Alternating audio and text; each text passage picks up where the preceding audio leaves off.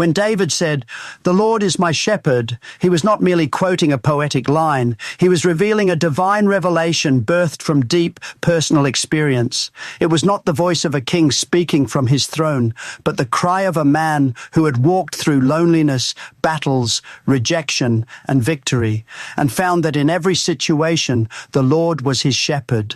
The word "my" is the key. David didn't say, "The Lord is a shepherd," or "The Lord is the shepherd." He said, "The Lord is my shepherd." That single word changes everything. It transforms faith from religion into relationship, from theory into living experience. It's not about knowing that God guides the world. It's about knowing that God guides you.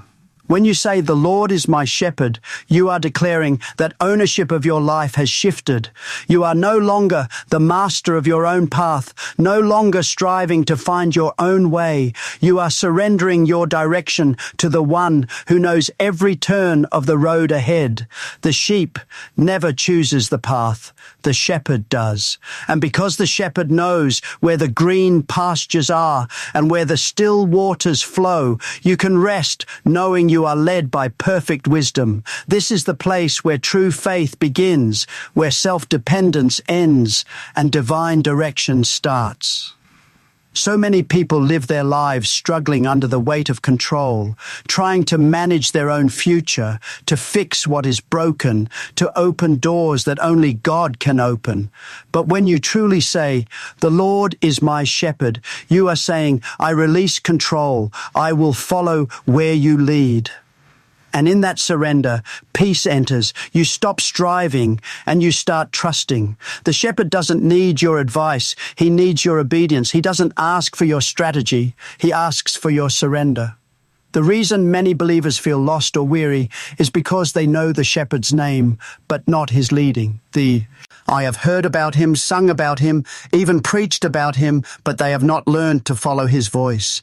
Jesus said, "My sheep hear my voice, and they follow me." The voice of the shepherd is gentle, but it carries power. When he leads, he doesn't push. He calls. He guides not by force, but by love. When you recognize his voice above all the noise of this world, every confusion begins to clear. David could say, "The Lord is my shepherd," because he had been a shepherd himself. He knew what it meant to protect, to provide, to lead. He knew that a good shepherd risks his life for the sheep. So when David looked at his own life, he realized, that is how God treats me. And my friends, that is how God treats you. He is not a distant ruler seated in heaven, waiting for you to earn his favor. He is the shepherd who walks beside you through every season. When you rise in the morning, he is there to guide your steps. When you face uncertainty, he whispers direction. When enemies surround you, he stands between you and danger. You may not always understand where he is leading, but you can always trust that he knows what's best. The shepherd does not explain every detail. He simply says, "Follow me." And if you follow, you will find that his path always leads to peace. Some of you today may feel lost, wandering in a field of confusion, trying to figure out your purpose. But the shepherd has not forgotten you. He is calling your name. And when you turn your heart toward him and say, "Lord, you are my shepherd," something shifts in the unseen realm. The Spirit of God takes over the leadership of your life. The anxiety that once controlled you begins to melt away. Your future becomes a matter of trust, not fear. David's secret was simple. He had learned to let the shepherd lead, and that is the secret that will change your life forever. When the Lord becomes your shepherd, you will lack nothing that his will has prepared for you, and your journey will no longer be one of striving, but of resting in divine direction. When David declared, "I shall not want," he was not making a wish. He was making a confession of faith. These are not words of hope spoken from lack. They are words of assurance spoken from revelation. David had learned something that many believers struggle to grasp. When the shepherd leads, provision is inevitable. He understood that when God becomes your source, need loses its power. The phrase, "I shall not want," means I will not live in deficiency, not because there are no needs around me, but because the one who leads me already knows how to meet them before I even ask. You see, the world teaches us to live by scarcity, to measure our life by what we can see or what we can hold. But David was operating under a higher law, the law of divine supply. He knew that his shepherd was not limited by economy, circumstance, or environment. When you walk with the shepherd, you live under his provision, not the world's condition. You may be in a wilderness, yet your table is full. You may be in the desert, yet your cup overflows. That is the mystery of God's provision. It doesn't depend on your surroundings. It depends on your shepherd. So many of God's children live in anxiety because they have not yet shifted from seeing lack to believing abundance. They keep saying, if only I had more, when God is saying, if only you trusted more. The key is not in having plenty. The key is in knowing that your shepherd provides. Faith doesn't deny reality. It changes it. David was not blind to his circumstances. He faced hunger, exile, and hardship, but in every situation he could still say, I shall not want, because he was not moved by what was around him. He was anchored in who was with him. When you declare, I shall not want, you are aligning your spirit with heaven's economy. You are saying, I believe that my God will supply all my needs according to his riches, not asher. According to mine. The shepherd provides not based on your ability, but his abundance. That's why the scripture says, the young lions may lack and suffer hunger, but they that seek the Lord shall not lack any good thing. Those who follow the shepherd don't chase provision. Provision follows them. When the Israelites wandered in the wilderness, manna came from heaven every morning. The supply didn't depend on their location. It depended on their connection. When Elijah stood by the brook, ravens came to feed him because the shepherd had commanded it. When the widow in Zarephath was down to her last meal, the oil and flour multiplied when she obeyed God's word. These are not ancient miracles. They are divine patterns that reveal how heaven responds to faith. When you recognize the Lord as your shepherd, you will never again fear lack because your trust is anchored in the one who owns all things. There is a powerful peace that comes when you understand this truth. You stop competing, comparing, or complaining. You begin to rest in divine assurance that what you need will arrive when you need it. You no longer chase after blessings. You walk in rhythm with the blesser. And when your heart remains grateful in every season, your faith creates a continuous flow of supply. God never runs out of ways to bless you. The shepherd who provided for David in the wilderness is the same shepherd who watches over your life today. Even when it feels like your resources are running low, remember that heaven's storehouse never empties. The shepherd's supply is not seasonal, it's supernatural. You might not always have what you want, but you will always have what you need to fulfill his purpose. And when you live in that awareness, you begin to see that I shall not want is not just a promise. It is a lifestyle of divine dependence, where every step is marked by provision and every day by peace. When you live under the care of the shepherd, lack loses its voice, fear loses its grip, and faith begins to sing the same song David sang, The Lord is my shepherd, I shall not want. When David said, He makes me lie down in green pastures, he was not speaking of comfort alone. He was revealing the posture of faith. The Lord does not only lead us to green pastures, he makes us lie down in them. There is a deep truth hidden in those words, for many of us know how to walk, how to run, how to strive, but few of us have learned how to rest. Rest is not the absence of activity, it is the presence of trust. To lie down means to surrender the burden of your effort and to find peace in the shepherd's care. So often we are restless because we think everything depends on us. We pray, but our hearts remain anxious. We believe, but we keep checking if the answer has arrived. We confess faith, but our minds keep calculating outcomes. Yet David had learned a different rhythm. He said, He makes me lie down, because sometimes the shepherd must lovingly stop us from running in circles. There are moments when God removes the noise, slows our plans, and gently presses pause, not to punish us, but to teach us how to rest in His timing. The green pastures represent more than physical provision. They symbolize spiritual nourishment. When you rest in God's presence, you are feeding your soul with His peace. The world is constantly pushing you to do more, achieve more, prove more, but the shepherd calls you to simply be. He doesn't want you to earn his favor. He wants you to experience his fellowship. The secret to fruitfulness is not in endless striving, but in quiet resting. It is in those moments of surrender that your heart becomes still enough to hear his voice clearly. You see, faith is not always expressed by motion. Sometimes it is proven by stillness. To lie down in green pastures means to live in the confidence that God is working, even when you are resting. When the shepherd leads the sheep to green pastures, he ensures the ground is safe, the environment is calm, and there is enough nourishment to restore strength. The sheep do not eat while watching for danger. They eat because they trust the shepherd's protection. Likewise, the Lord wants you to stop watching for what could go wrong and start trusting that he has already made everything right in his plan.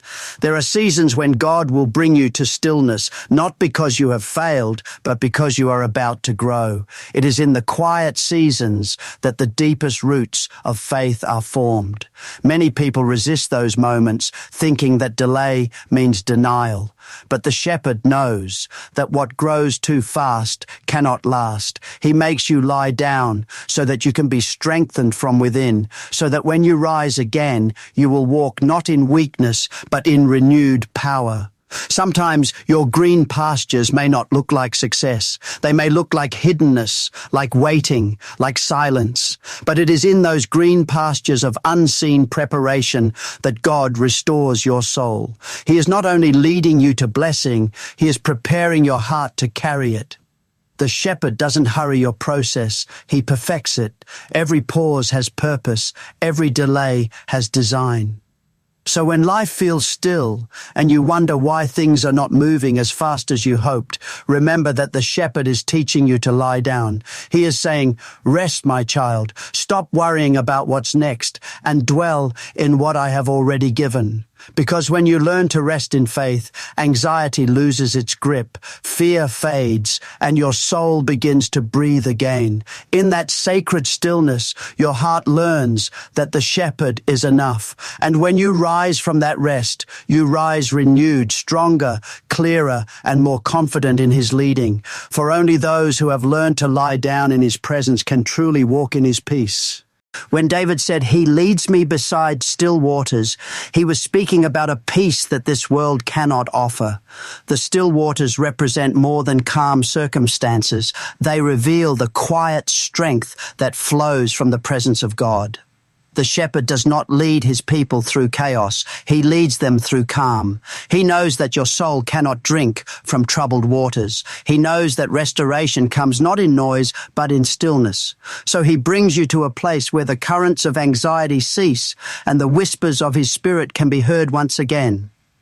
Many believers walk with God, but their hearts are full of noise. Their minds are racing with what-ifs and fears about tomorrow. They pray, yet their thoughts are louder than their faith. But the shepherd is gentle. He does not shout above your storm. He quiets it. He leads you to still waters, not rushing rivers. You cannot drink deeply from waters that are constantly stirred by fear and worry. That is why sometimes God must bring you to a stop, not because he has abandoned you, but because he is calling you back to peace. Peace is not found in the absence of trouble. It is found in the presence of trust. The shepherd's leading will often take you through valleys, through battles, through unexpected turns, but even there, his peace remains available. Still waters symbolize that place where your spirit aligns with his will. It is the moment when your striving ceases, and you begin to realize that he has already gone before you. When you walk with the shepherd, even in uncertainty, your heart can rest because you know he never leads without purpose. The enemy of your soul wants to keep your life noisy because he knows that a restless heart cannot hear God's voice. That is why one of the greatest spiritual battles today is for your peace. The moment you lose your peace, you lose clarity. But when you return to stillness, as when your mind becomes quiet before the Lord, his direction becomes unmistakably clear. The shepherd speaks in gentle tones, not in confusion or panic. The closer you walk with him, the calmer your spirit becomes. There is something sacred about the still waters. It is there that the shepherd restores your confidence, heals your weariness, and renews your vision. You cannot see clearly when your emotions are turbulent, but in the stillness, the reflection becomes clear. When the waters settle, you begin to see God's image in them, reminding you that He is with you and within you. The still waters are not only around you, they flow through you, washing away fear and bringing refreshment to your soul. Sometimes God allows a storm around you so that He can create stillness within you. When Jesus stood in the boat with His disciples and spoke to the raging sea, "Peace, be still," the waves obeyed Him. But what He really wanted was for His disciples' hearts to learn that same stillness. The external storm will always bow to the internal peace of Christ. When you carry His stillness within, no storm outside can shake you. The shepherd's leading beside still waters is an invitation to live differently, to walk through life with a calm spirit, unshaken by circumstances. You will discover that the peace of God is not passive, it is powerful. It guards your heart and mind, it protects your joy, and it gives you strength when others panic.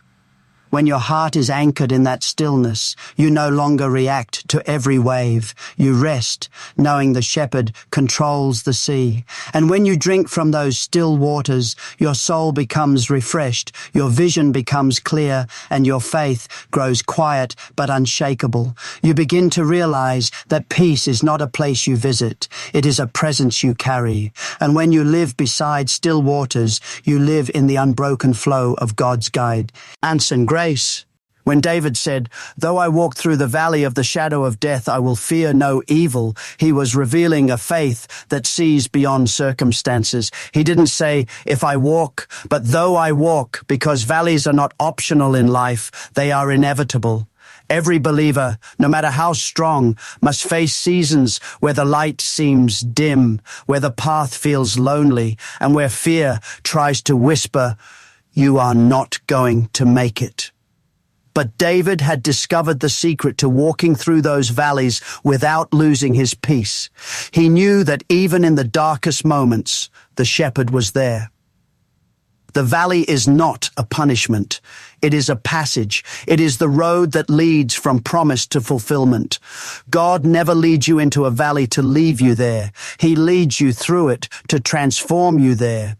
Many people misunderstand their valleys. They think the presence of shadows means the absence of God. But the truth is, shadows cannot exist without light. The only reason you see a shadow is because there is light somewhere nearby.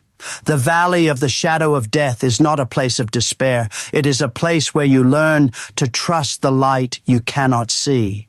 There are times when faith must walk without explanation. The shepherd may not always tell you why you're in the valley, but he promises to walk with you through it. And that is enough. Notice David didn't say, "I will run through the valley," but "I walk." Walking shows calmness, confidence, and courage. When you know the shepherd is beside you, there is no need to rush, no reason to panic. Every step is guided by his presence, every moment covered by his protection. The valley may be dark, but your steps are steady because your shepherd is sure.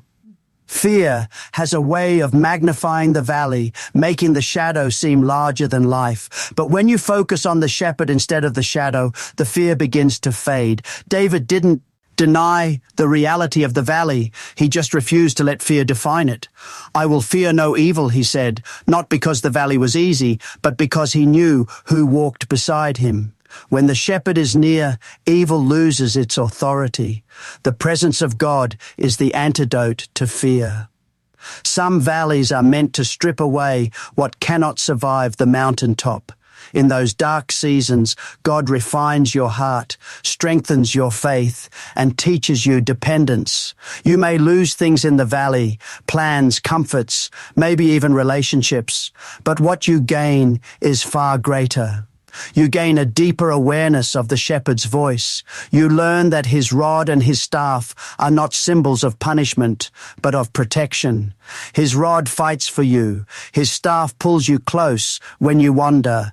In your valley, his discipline and his defense work together to preserve you. The valley also reveals the depth of your faith. It's easy to praise on the mountain when the sun is shining, but in the valley, praise becomes a choice. It's in the valley that you learn to say, even here I will trust. When you lift your eyes in the darkness and whisper his name, the atmosphere shifts. The valley becomes holy ground because his presence fills it. What the enemy intended for fear, God turns into faith. And when you finally emerge from that valley, you are not the same. You come out stronger, wiser, more compassionate, and more aware that the shepherd has never once failed you. The valley that once frightened you becomes your testimony. The shadow that once threatened you becomes proof that his light never left. So do not fear the valley. Do not despise the shadow. It is only there to reveal how close your shepherd truly is. And when you keep walking with him through the darkness, you will always find that the valley was not your end. It was your transformation. When David said, "My cup runs over," he was not merely describing abundance. He was declaring the overflowing nature of God's goodness. This is the point in the psalm where the tone shifts from survival to overflow. David had walked through green pastures beside still waters and even through the valley of the shadow of death. And now he testifies that the shepherd's presence has led him into a season of more than enough. You see, God never leads you out of the valley to leave you empty. He brings you out to fill your life until it spills over. The shepherd doesn't deal in portions, he deals in overflow. The overflowing cup represents a heart that is full of gratitude, full of peace, and full of blessing. When God pours into your life, he does not stop at just enough. He keeps pouring until your life becomes a channel through which others are refreshed. The secret of overflow is not found in how much you hold, but in how much you're willing to release. Many believers live with a half-full cup because they are afraid to pour out. But when you pour out in love, in faith, in service, God refills you again and again. The shepherd cannot fill a cup that refuses to pour. David had learned that the abundance of God is not measured in possessions but in presence. When the Lord is your shepherd, you realize that real wealth is not what you keep, it's what overflows from within. When your spirit overflows with peace, no circumstance can drain you. When your heart overflows with joy, no trial can suppress you. When your life overflows with love, bitterness finds no place to stay. The overflowing cup is the life of a believer who has learned to dwell in the continual flow of God's grace. Notice something beautiful.